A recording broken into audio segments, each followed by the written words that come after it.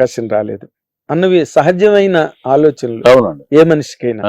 అది ఇన్నాళ్ళు ఒక రజనీకాంత్ గారిది ఒక ఫంక్షన్ చూశాను నేను. ఉమ్, ఆయన ఎలా చెప్పాడంటే ఆర్టిస్ట్గా స్ట్రగుల్ అయ్యి అవకాశాలు రావడం మొదలుపెట్టాక విలను చిన్న చిన్న క్యారెక్టర్లు అలా చేసుకుంటూ కో డైరెక్టర్లు, రైటర్సు, ప్రొడక్షను, ప్రొడ్యూసర్లు, డైరెక్టర్లు అలాగ నన్ను పైకి అలాగా ఎక్కిచ్చేసారు. అక్కడి నుంచి కింద చూస్తే పాతాళంలా కనపడుతుంది లోయ.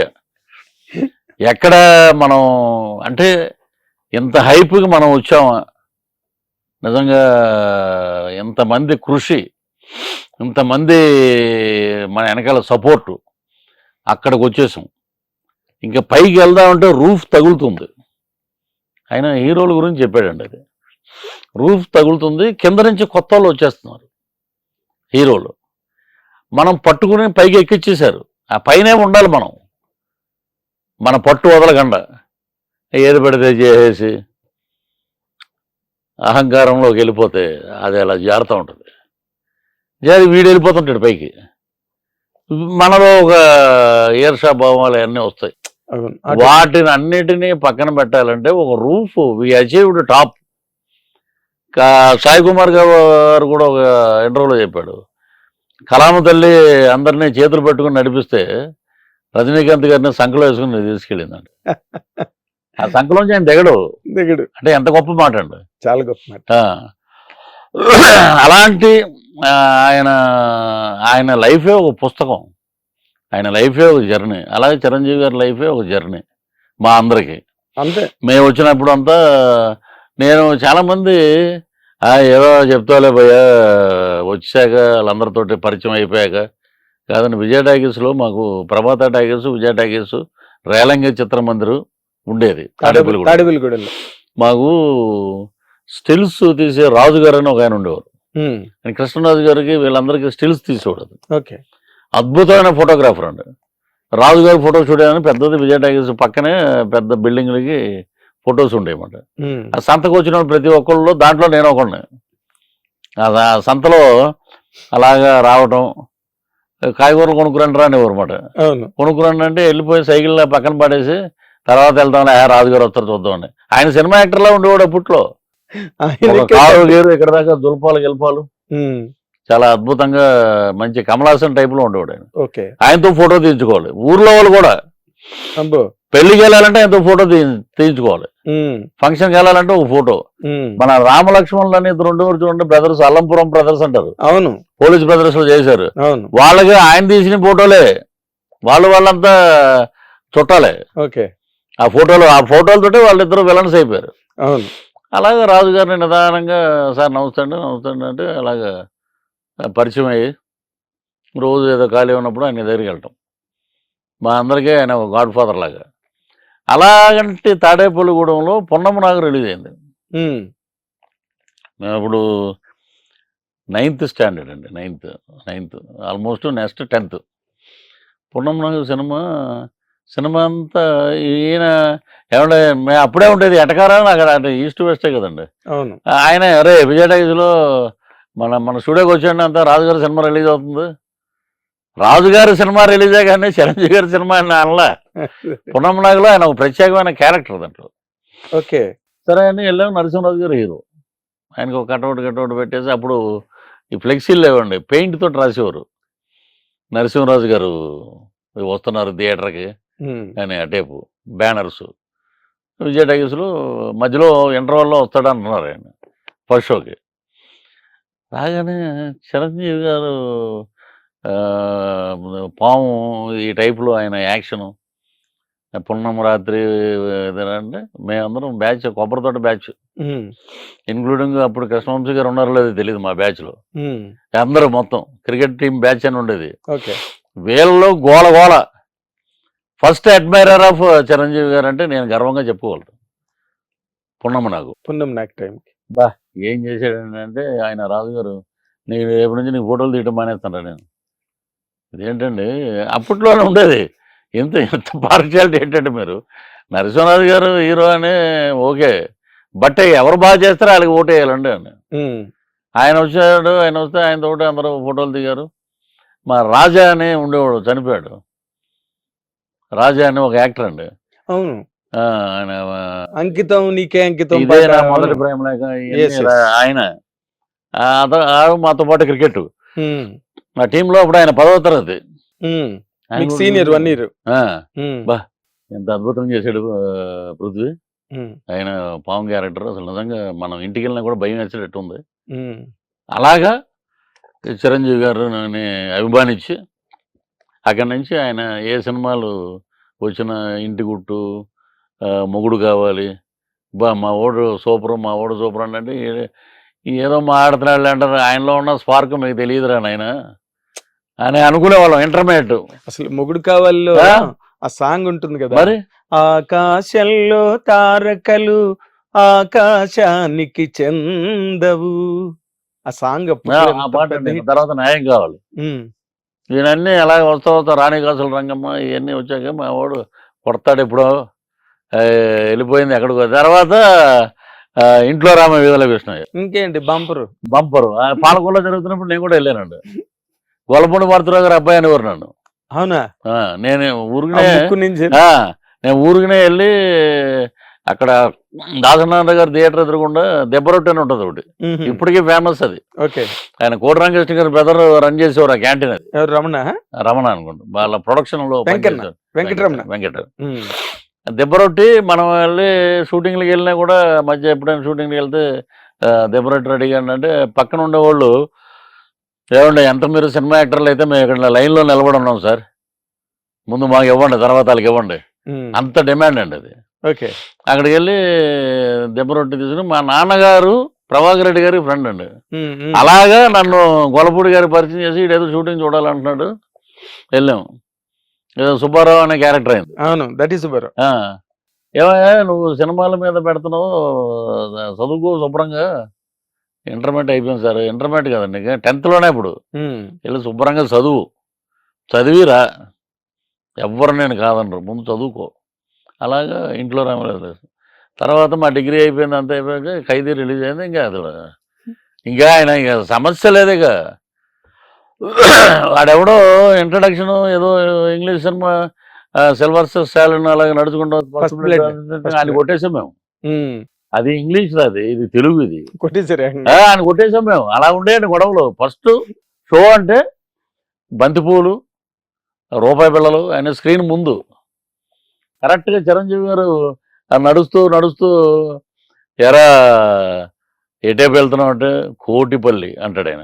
అనగానే తలటమే పూలు అంతే. మళ్ళీ అప్పుడు మాకు ఇంకా గుర్తున్నాయండి ఆయన ఎక్స్ప్రెషన్స్. ఆయన రాగానే రంగనాథ్ గారు కూడా ఒక ఇంటర్వ్యూలో చెప్పాడు, natural star Born in Tollywood industry. Ranganath గారి ఇంటర్వ్యూలో అవును, న్యాచురల్ టైమింగ్, న్యాచురల్ ఇది. ఏమిటండి ఏమిటండి మీ దౌర్జన్యం అని అనగానే ఇదేంట్రా కత్తి, దేన్ని వేటాడతామని. ఆ ఫైట్ గీటు చూసాక ఇంకంతే అండి, తారాపదానికి వెళ్ళిపోయింది అంతే. అవును. ఆ ర్యాకెట్ అలా వెళ్ళిపోయింది అంతే. అంటే ఆ సీను మనకి కొత్త అప్పటికి. ఇది చిరంజీవి గారు సైలెంట్ గా వీళ్ళు వెళ్ళిపోతున్న జీప్ మళ్ళీ వెనక్కి వచ్చి ఆపడం, ఆ హీరో నల్ల క్లాత్ చిరంజీవి గారు వేసుకుని ఆ నడవడం, అన్ని కొత్త ఇంట్రడక్షన్. అవును, ఆ కొత్త ఇంట్రడక్షన్ చిరంజీవి గారు అసలు ఆ నెక్స్ట్ పిక్చర్ అంతా రగులుతోంది మొగలి పొద పాట, ఆ ఫైట్లు గాని, సినిమా పిచ్చెక్కిపోయారు జనం. అవునండి. ఆ పాట రెండోసారి వేయించేవారంట థియేటర్లో, రగులుతోంది. ఇంకోటి ఇప్పుడు పెడుతున్నారేమో కానీ అప్పుడు సీరియల్ లైట్లు ఉండేయండి స్క్రీన్ పక్కన, స్క్రీన్ మీద అలాగా. అవును, చుట్టూరు. అవును. సాంగ్ రాగానే లైట్లు, ఫైట్ రాగానే లైట్లు, అదొక ఎఫెక్ట్ పడేది అలాగా. అదే 50 రోజులు అయిందంటే మళ్ళీ పాటలన్నీ ఒకసారి వేసేవారు. 100 days అయితే 2 సార్లు వేయాలి. అవునా? సినిమా అయిపోయి బయటకు వచ్చే ముందు సాంగ్స్ అన్నీ మళ్ళీ ప్లే చేస్తారు. ఓకే. అసలు ఆ సినిమాలో ఆయనతోటి అసలు ఈయన్ని మనం లైవ్లో చూడగలుగుతామా చిరంజీవి గారిని ఎప్పుడైనా అనుకున్నప్పుడు ఖైదీ నెంబర్ 786 ఫంక్షన్ అప్పటికి మా యూనివర్సిటీ అంతా అయిపోయింది. చోళా హోటల్లో జరుగుతుందండి. అప్పుడు ఒక డిస్ట్రిబ్యూటర్ని పట్టుకుని వెళ్ళి ఆయన పక్కన అన్నయ్య ఇలాగ పున్నమ్మనాగ దగ్గర నుంచి మీతో పాటు మీ ఇదని పుస్తకం మొత్తం అప్పుడు అంటించడం కదండి పేపర్లో, అవును, అది చూపించి ఆయనతో ఫోటో దిగి మెగాస్టార్ తోటి ఫోటో దిగేసాం మనం. అలాగా ట్రావెల్ అయ్యి ఆయన్ని చూసి నిన్న రాత్రి ఆయన చూసేటప్పటికి యంగ్ హీరోలు ఆయన పక్కకి ఎక్కడ ఉన్నారబ్బా, ఈయన ఇంత స్లిమ్ అయిపోయాడు, ఈయన ఎంత హ్యాండ్సమ్ గా ఎంత హ్యాండ్సమ్గా ఉన్నాడు ఈయన. మళ్ళీ ఖైదీ చిరంజీవి గారిని చూస్తున్నట్టుంది. అవును. సో డెడికేషన్, హార్డ్ వర్క్ లేకపోతే ఎవరు ఆ స్థానాన్ని సాధించలేరు అనేదానికి ఎప్పటికీ నిదర్శనం ఒక గిన్నీస్ బుక్ అలా చరిత్రలో ఉండిపోద్దంటే చిరంజీవి గారు. చిరంజీవి గారు. అందుకే గిన్నిస్ బుక్ వాళ్ళు అవార్డు ఇచ్చిన తర్వాత వాళ్ళు నార్మల్ గా వాళ్ళ బ్లాగ్ లో ఎవరి గురించి రాయరు. వాళ్ళు గిన్నిస్ బుక్ అవార్డు ఇచ్చేసిన తర్వాత అంతే, అవార్డు అయిపోయింది, క్లోజ్ అక్కడికి. బట్ వాళ్ళ బ్లాగ్ లో చిరంజీవి గారి గురించి రాశారు. గిన్నిస్ బుక్ అంటే అదేదో డాన్స్లు, నెంబర్ ఆఫ్ డాన్స్లు, నెంబర్ ఆఫ్ స్టెప్స్, ఇవన్నిటికి వాళ్ళు చేసిన సెలెక్ట్ చేసిన మళ్ళీ ఆయన చేసే సామాజిక సేవా కార్యక్రమాలు అండ్ ఆయన తాలూకా social service and blood donation camps, blood banks, ఇవన్నీ వరల్డ్ హిస్టరీలోనే ఏ హీరో చేయలేదు కదండి. ప్రాణం ఖరీదులో ఉన్న చిరంజీవి గారు ఏంటి, ఠాగూర్లో ఉన్న చిరంజీవి గారు ఏంటి, మొన్న ఏదో ఇంటర్వ్యూలో చూస్తున్నాను నేను, వేరియేషన్ చేశాడనమాట. అక్కడ ప్రాణం ఖరీదులో ఉన్న చిరంజీవి గారు జులపాలు గెలపాలు ఇవన్నీ ఉండి, అవును, ఎన్ని రాత్రులు ఆయన అహోర్నెస్లో కష్టపడి ఒళ్ళు శ్రమించి, నాకు ఫైట్ మాస్టర్ రాజు గారు చనిపోయారు, ఆయన ఫైట్ మాస్టర్ రాజు గారు, ఆయన చెప్పాడు అండి, ఆ పైనుంచి రోప్ షాట్లు కట్టుకుని కిందకి దూకాలంటే డూపులు పెడదామంటే లేదనేవాడు, రోల్ అయ్యే షాట్లు కూడా ఆయనే చేసేవాడు, కొబ్బరి తాడు కట్టేసేవారు నడుంకి, ఆ రోల్ అయినప్పుడు ఆ తాడు కూడా రోల్ అవుతూ ఉండేది. ఇదంతా చెక్కుకుపోయి మళ్ళీ వాటర్లో ఫైట్ అంటే ఇదంతా చిన్న, అస్సలు మామూలుగా అలాంటి కష్టం ఆయన పడి ఒక బ్రహ్మాండమైన NH-5 అని కూడా అనలేము మనం, అలాంటి అద్భుతమైన ఫ్లైట్ టేకాఫ్ అయ్యేటప్పుడు ఉంటుంది చూడండి రన్వే, అలాంటి రన్వే వేసాడు ఆయన. మీరు వెళ్ళండి రా ఆయన దీని మీద, ఫ్లైట్లు ఏ ఫ్లైట్ ఉంటే ఆ ఫ్లైట్ వెళ్ళండి, బట్ సిన్సియారిటీని దేన్ని మర్చిపోకండి. రాత్రి అన్న ఫంక్షన్లో, లైలా ఫంక్షన్లో అన్న మాట ఆయన. ఇప్పుడు అన్ని సినిమాలు బ్రహ్మాండంగా ఆడాలి, అందరూ బాగుండాలి, కాంపౌండ్లు అంటారేంటి, ఇంటికి కాంపౌండ్ ఉంటుందేమో కానీ నా ఇంటికి ఇండస్ట్రీ కాంపౌండ్ ఉంటుంది అన్నాడు. హ్యాట్స్ ఆఫ్ అండి అది. ఆయనకి ఏంటంటే ఫస్ట్ నుంచి ఏదో పంచాయతీలు పెద్ద, ఇండస్ట్రీ పెద్దగా మీరు ఉండండి అంటే ఆయన యాక్సెప్ట్ చేయడు. అవును, ఇండస్ట్రీ పెద్ద కాదు, నేను ఇండస్ట్రీ బిడ్డని నేను చెప్పారు కదా, కార్మికుడిగా ఉంటాను నేను, వాళ్ళకి ఏదన్నా తగువులు వస్తే నేను, అది ఎంత ఉదాత్తమైన మాట అండి. నేను ఇండస్ట్రీ పెద్ద కాదు, ఇండస్ట్రీ బిడ్డని నేను చెప్పాను. విశ్వక్సేన్ గారు కూడా ఏదో పరిణతి చెందినట్టు మాట్లాడు, ఆ యూత్ లో కూడా మనం ఎవరి జీవితాలు తవ్వి మనం ఎంజాయ్ శత్రువుని చేసుకుని హేట్రేట్ డెవలప్ చేసుకుంటాం, అది కరెక్ట్ కాదు. అది చాలా బాగా మాట్లాడు. మెంటల్ పీస్ లేనప్పుడు 1000 కోట్లు ఉన్నా కూడా సుఖం లేదంటారు. చిరంజీవి గారు నేను చూస్తున్నా ఇలా అన్నాడు ఆయన. అది ఇదే అండి, ఇప్పుడు జనరేషన్లో కూడా చాలా మార్పు వచ్చిందండి. NTR గారు కానీ ఆయన కూడా మాట్లాడితే, ఎందుకే నా గురించి నేను ఎలాగ ఉంటా, నా గురించి నేను ఎలా ఉంటా అందరికీ తెలుసు, ఇంకోటి గురించి నేను ఎందుకు మాట్లాడాలి, కరెక్ట్, ఉండేది ఇంత జీవితం, కరెక్ట్, ఆ జీవితంలో ఇన్ని రకాల, నాకు అడిగంటే ఇంటర్వ్యూలో కొన్ని విషయాలు చెప్పాలి, నేను పర్సనల్గా ఫీల్ అయిన విషయాలు చెప్పాలి. అరుణాచలం వెంకటేష్ బాబు గారి ద్వారా అరుణాచలం ఫస్ట్ బయలుదేరి గిరి ప్రదక్షిణ చేసి వచ్చి రమణ మహర్షి గారి ఆశ్రమంలో కూర్చుంటూ ఒక ఆయన పిలిచి హ్యూమన్ లైఫ్ గురించి ఎప్పుడైనా మీరు చూసారా అన్నాడు. మామూలుగా పుట్టుక పుస్తకాల్లో ఒక చిన్నది ల్యాప్టాప్ దాంట్లో ఆయన చూపించాడు. ఒక హాలీవుడ్ స్టార్ చనిపోయాడు, అతను రాక్ హడ్సన్ ఏదో పేరు, చాలా అందగాడు అంట అతను, ప్రపంచంలో హ్యాండ్సమ్ గై అంటే అతనే. చచ్చిపోయాడు. అతన్ని చూడటం కోసం మైకేల్ జాక్సన్కి ముందు తరం అతను చూడటం కోసం అమ్మాయిలు ఎటు వెళ్ళిపోతున్నాడు అని చెప్పి పెట్రోల్ పోసి తగలెట్టేసుకున్నారంట. ఏంటిది, ఇలా ఉండకూడదు, అభిమానులు అనేవాళ్ళు ఇలా ఉండకూడదు. నాకు ఫస్ట్ ఎయిడ్స్ వచ్చి చచ్చిపోయింది అతనే. నేను ఇలా కాదు, జీవితం అనేది జనాలకు తెలియాలి. యాజ్ క్రిస్టియానిటీ ప్రకారం అతన్ని దాంట్లో పెట్టేసి ప్రార్థన చేసి పాతి పెట్టేశారు. ఆఫ్టర్ 3rd డే ఓపెన్ చేశారు, లక్షల పురుగులు బాడీ. మట్టిలో కలిసిపోద్ది దేహం అంటారు. అదే ఇప్పుడు అంత్యక్రియలు జరిగినప్పుడు దహనం చేయడం, దహన బూడిద సంస్కారం అవ్వడం, చేస్తే మట్టిలో కలిసిపోతుంది. మట్టిలో అలాగా క్లోజ్ చేసి అందమైన శరీరం, కొన్ని వేల కోట్లు ఆస్తిపరుడు, కొన్ని వేల మంది అభిమానులు. ఇది లైఫ్. అది చూసి చాలా మంది చచ్చిపోయారంట. ఏంటి ఇలా ఉన్నాడా అని. ఇదే జీవితం, అంతకుమించి ఇంకేం లేదు అని చెప్పాడు. అది క్లోజ్ చేసి తర్వాత ఇది దేర్ ఈజ్ నో లైఫ్, ఇదే life, you have seen this life, ఇదే లైఫ్. ఇది life. దీని గురించి ఎందుకు why should be go for BMW car, నాకు ఒక 60 కోట్ల బిల్డింగ్ అక్కడే ఉంటుంది, చెట్లు మనతో పాటు పుట్టి పెరిగే మహావృక్షాలు అక్కడే ఉంటాయి, బట్ మనం ఉండం.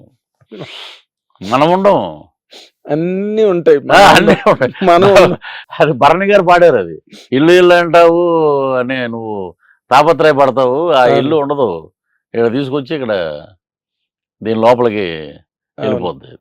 అది ఇప్పుడు మనం క్యారెక్టర్స్ గురించి మాట్లాడుకుని, అంటే మీ కెరీర్ వెనకాతలకి వెళ్ళి ఒకసారి చూసుకుంటే, అంటే మీరు అనుకున్నవన్నీ మీకు అనుకున్నట్టుగా జరిగాయా, లేకపోతే అటు ఇటుగా జరిగాయా? అది అంటారు చూసారా పాట, అనుకున్నామని జరగవు అన్ని, అనుకోలేదని ఆగవు కొన్ని అన్నది. ఆగవకుండా అంటే ప్రభాకర్ రెడ్డి గారితో సాధించాం. Okay, doctor M Prabhakar Reddy director, producer, బ్రహ్మాండమైన, మీకు తెలిసే ఉంటది. ఆయన నాకు ఫ్రెండ్ ఏంటంటే ఇది విచిత్రం చాలా. ఆయన అప్పటికే చాలా పెద్ద ఆయన ఇండస్ట్రీకి వచ్చారు. గుమ్మడి గారు, ఆయన గిరిబాబు గారు, నా కైకాల్ గారు. ఒరే నువ్వు నాలాగే ఉన్నావు, నేను గుడివాడ నుంచి వచ్చినప్పుడు ఇలాగే ఉండేవాడిని, కొంచెం లావు ఉండేవాడినప్పుడు. గుర్తుంది. హిట్ టీవీ యాప్, ఇందులో short news, live news, entertainment shows, movies, digital magazines తో పాటు మీ జిల్లా వార్తలను కూడా ఫ్రీగా చూడొచ్చు. అంతేకాదు కేజీ నుంచి పీజీ వరకు విద్యార్థులకు స్కాలర్షిప్ కూడా అందిస్తున్నాం. ప్రతి వారం 10 మందికి లక్కీ డ్రా ద్వారా ఒక్కొక్కరికి 10,000 రూపాయలు అందిస్తున్నాం. ఇంకెందుకు ఆలస్యం, వెంటనే హిట్ టీవీ యాప్ ని డౌన్లోడ్ చేసుకుని ఫ్రీగా ఎంటర్టైన్మెంట్ పొందండి. Hit TV app. Hit TV app. Please download hit TV app. Hit TV యాప్ని ఫ్రీగా డౌన్లోడ్ చేసుకొని ఎంజాయ్ చేయండి. మీకు నచ్చిన ఎంటర్టైన్మెంట్ కోసం హిట్ టీవీ యాప్ ని ఫ్రీగా డౌన్లోడ్ చేసుకొని ఎంజాయ్ చేయండి. హిట్ టీవీ యాప్ని డౌన్లోడ్ చేసుకుని ఆస్వాదించండి, ఆశీర్వదించండి. ఇంతమంది సెలబ్రిటీలు హిట్ టీవీ యాప్ ని డౌన్లోడ్ చేసుకోండి అని చెప్తున్నారంటే ఎంత మంచి యాప్ ఆలోచించండి. అమెరికా అమెరికా అమెరికా అమెరికాలో చదవాలనుకునే వాళ్ళకి విశ్వసనీయమైన పేరు మన శౌర్య కన్సల్టెన్సీ.